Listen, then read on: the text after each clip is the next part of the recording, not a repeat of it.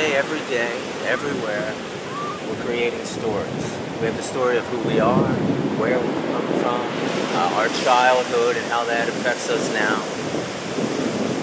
Sometimes they serve us, sometimes they don't. So many times they don't. And they form this cluster of thoughts called a belief, and they're limiting us, keeping us stuck as a person we don't want to be.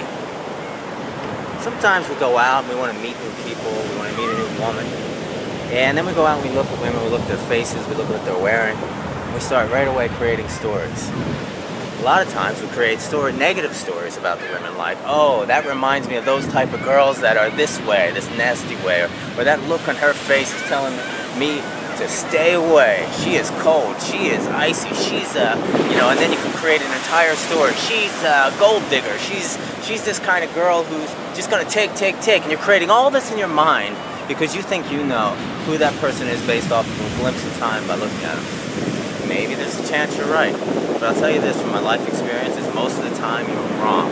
I've done it. It's almost like our faces, when we look at certain women's faces, it's almost like we're programmed to immediately have to run, to stay away because we're trying to protect ourselves. Then you take those stories and you use them to keep yourself stuck in your little world and justify it. You can justify it because those women or that woman in the bar last night were that type of women that you loathe. They're absolute opposite of what you value, that you can now go home and feel good about yourself.